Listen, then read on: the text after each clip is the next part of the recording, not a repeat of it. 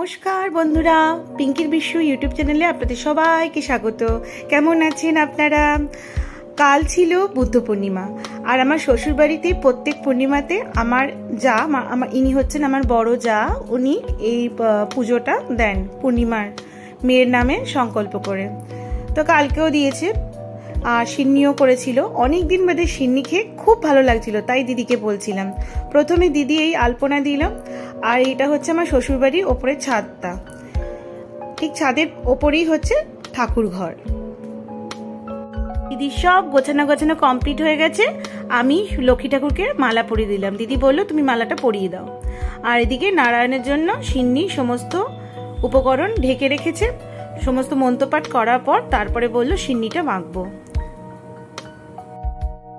আমি পাশে বসেছিলাম, দিদি লক্ষ্মীর পাঁচালি পড়ছিল, তারপরে নারায়ণের পাঁচালি, তারপরে মন্ত্র করে তারপরে সিন্নিটা নিবেদন করলো।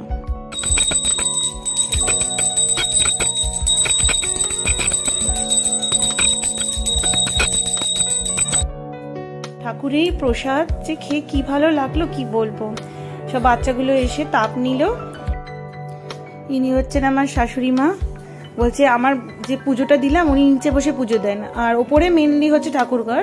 পায়ের অসুবিধার জন্য নিচে বসেই পুজো দেন, বলে আমার ঠাকুরের একটু ছবিটা তোল গিয়ে। আর ইনি হচ্ছেন আমার শ্বশুর মশাই। উনি বসে মালা জপ করছিলেন, মন্ত্র জপ হরে কৃষ্ণ। আর এই হচ্ছে আমার শাশুড়ির সাজানো ঠাকুর। এখানে বসেই পুজো দেয়। কি সুন্দর পদ্ম দিয়ে সাজিয়েছে।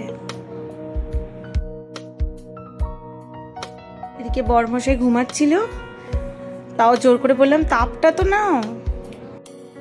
তারপর দিদি গিয়ে সিন্নিটা মাখলো। সমস্ত নারায়ণকে আগে নিবেদন করে গেছিল, কিছুক্ষণের জন্য বাইরে ছিলাম। তারপরে দিদি এসে সিন্নিটা মেখে সবাইকে দিল বাটিতে করে ভাগ করে করে। খুব খুব সুন্দর হয়েছিল খেতে। তাহলে বন্ধুরা, আমার ব্লগটা আমি এখানেই শেষ করছি। সবাই ভালো থাকবেন। সবাইকে শুভ বুদ্ধ পূর্ণিমা। বড়দেরকে প্রণাম, ছোটদেরকে আমার ভালোবাসা রইল।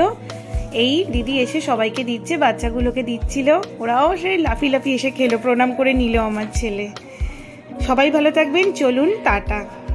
চ্যানেলটা ভালো লাগলে একটা লাইক, শেয়ার, সাবস্ক্রাইব করে দেবেন।